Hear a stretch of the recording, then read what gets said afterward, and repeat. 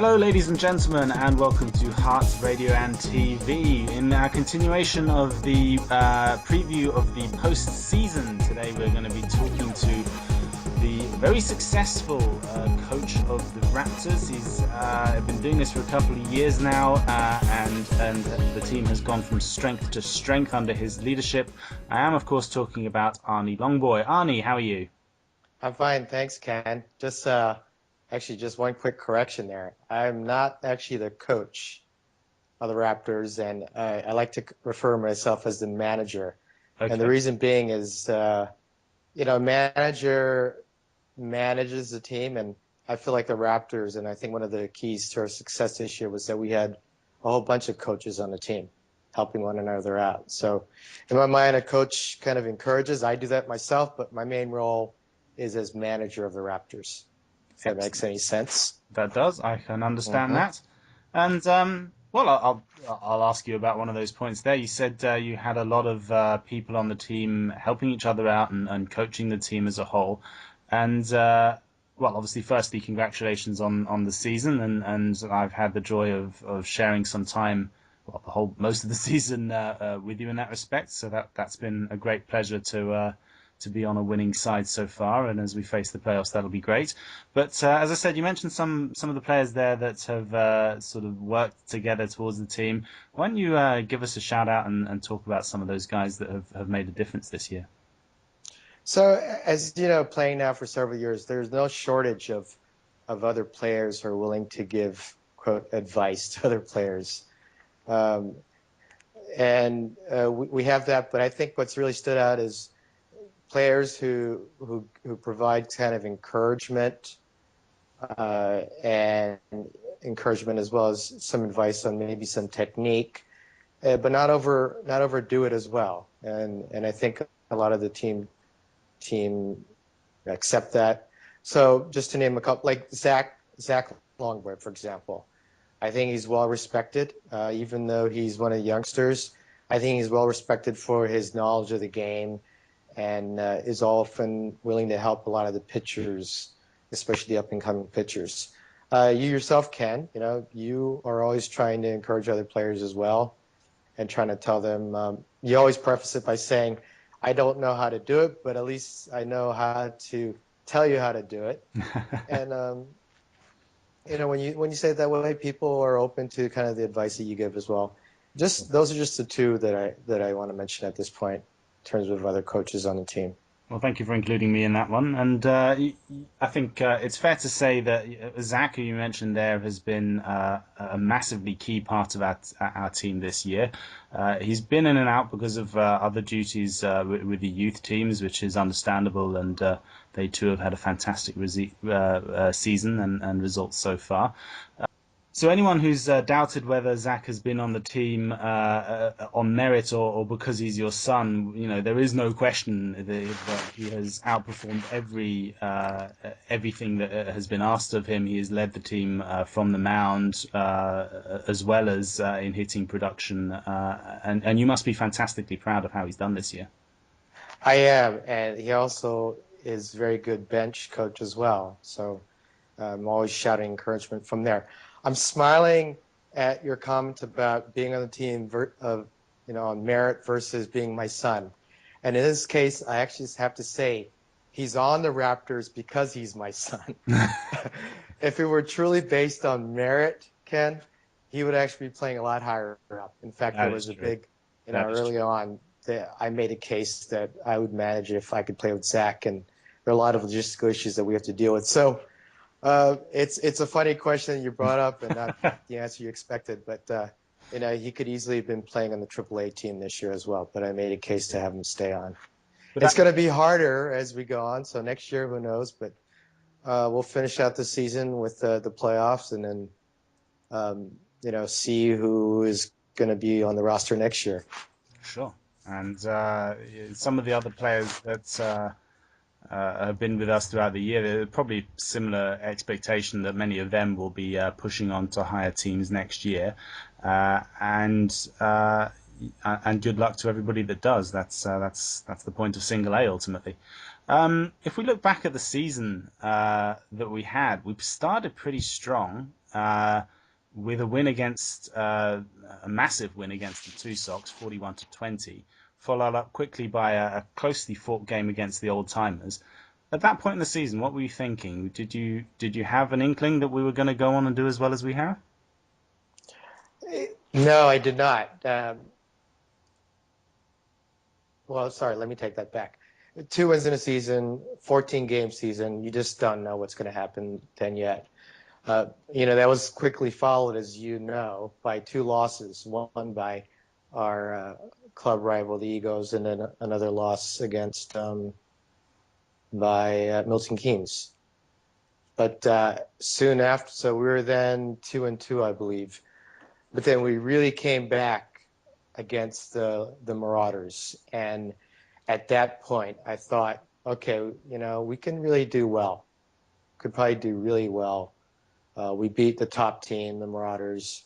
Granted, they didn't have their star pitcher on that day, but I still think we did well. We beat them. A win's a win in the win-loss column, and it was against the Marauders. So Yeah, and we beat them by a fair margin. And we went on to an 8-game winning streak,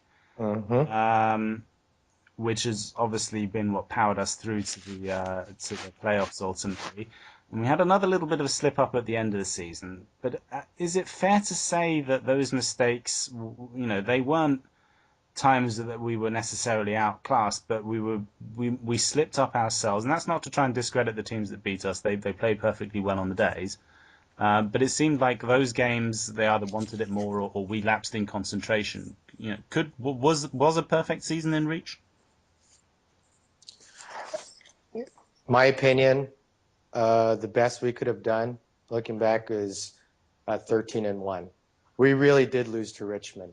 It was not due to so many errors. We just were outplayed. We just did not hit, and that is the one loss that I don't think could have gone any other way. Now, the 3 other games, we probably should have won, and we came close to winning as well. Yeah. But Richmond to me was a low point. But again, I also view that as kind of a kick in the behind, because we were thinking we're so dominant, and I think we can be a very dominant team. But those 2 losses at the end of the season, I think, will help us propel us in the postseason. Indeed. At least that's what I'm hoping is going to happen to you players. Yes. Well, I'm pretty sure, as I said, myself and the whole of the team will be fighting tooth and nail in the playoffs for every point and every run. Just before we move on to the playoffs, was there a particular moment in the season that you remember fondly? I would say the London Marauders game was a fond memory, because again, we just lost 2, and we could have gone down a slippery slope, but we beat the top team in the league, and as you said, we did it with a good margin as well. There was that. There are a lot of moments I can think about. Another highlight, I think, for almost everyone who was there were the 2 grand slams. Yes. By Ben. He's not officially on the roster, but still, to have witnessed that. There aren't that many people that can say they've witnessed 2 grand slams in one game at any level, and that was amazing. What else? Another thing that stands out in my mind, especially because he's been struggling of late, and now I'm starting to talk about specific players, is Sonny in the Haverhill game. He had a tremendous day that day, 4 hits, I think, and just 1 home run shy of hitting for the cycle. Right? Yeah. He did really well, and then, because I was thinking about, he's been struggling of late. I think he's going to turn it around, but he really has power and is this real slugger. And what comes with that, of course, are strikeouts, which he leads the team in strikeouts. But power hitters are also strikeout kings. Yeah. What else stands out in my mind? Jim's home run. I don't know if you remember that, but just before he hit the home run, I was in a dugout and I said, next pitch he's going to hit out.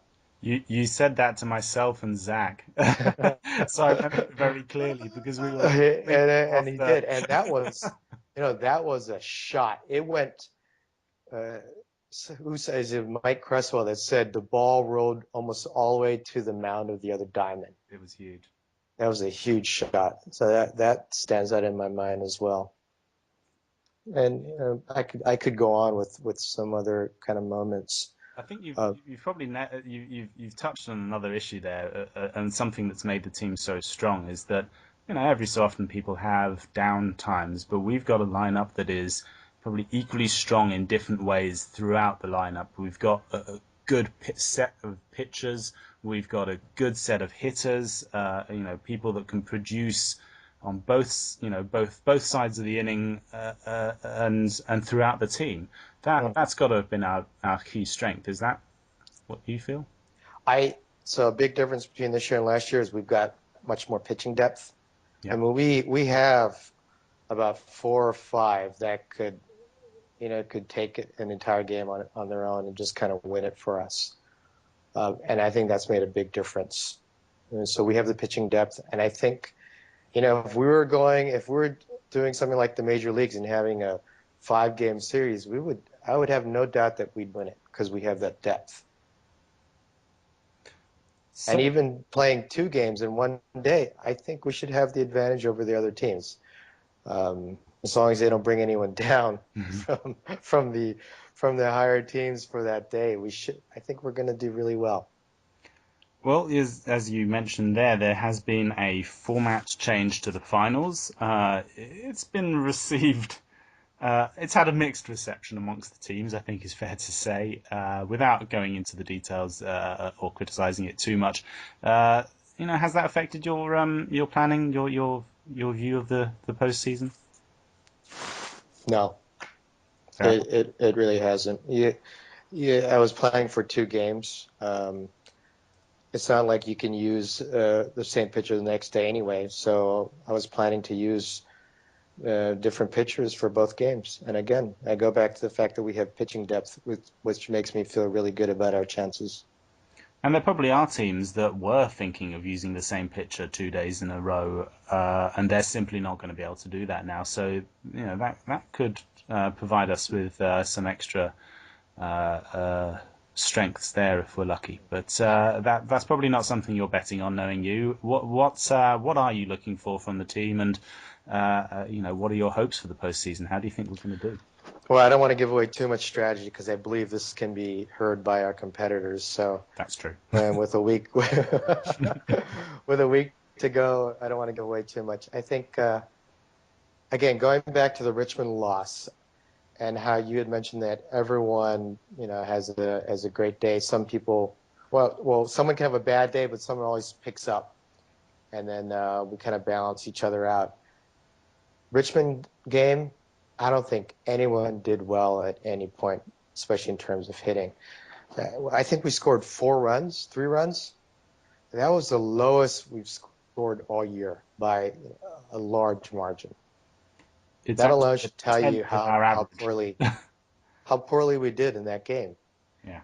And granted, the pitcher is one of the top pitchers in the league, but it's not any better than what we faced in the past. So that was an off day there. So we're gonna continue to do what we've done in the past. Be patient at the plate, not make any base running errors. We're going to work on some defensive tactics as well over the next few days. Surprise some of our opponents, and then we'll take it from there. Well, Arnie, that's all the questions I've got for you tonight, and all I can say is good luck to you and all of us for that matter for the postseason, and I'm sure the whole club will be behind us in that respect. As I said, good luck. That's all I said. Yeah, and I have to just remind our myself as well as our team, as much as we all want to win, I still hope we have fun. That's always been a goal of mine whenever we play these games, is to have fun for most, because it gets a lot more serious in the higher leagues. And the goal is not to have everyone. The goal is to have players in the club have a choice of where they like to play. Not everyone wants to be playing NBL in 3 years. There's some players that enjoy playing at the single A because it's less pressure, but yet we play competitive ball. And that was one of the objectives for this year, is that we can have a lot of fun and not be that serious, but still play competitive ball and maybe even win a championship in the end. Apologies for the car alarm in the background there. That was my end. But you make a very valid point there. It is still about having fun. We're not, playing for money or anything like that. It's not a career for anyone. It should be enjoyed. And part of that is probably going to be from the fact that we're now going to be playing at Farnham Park, the new home of British baseball. It's the Wembley as far as our sport in this country is concerned. Are you looking forward to that? Yeah, very much so. It's a huge park, so there are some challenges in that, but again, I think it's going to be a lot of fun. Arnie, thank you very much for your time. Good luck at Farnham, and best wishes to the whole team at the playoffs. Okay, thank you, Ken. Thank you. Ladies and gentlemen, you've been listening to Hearts TV and Radio on the road to the playoffs.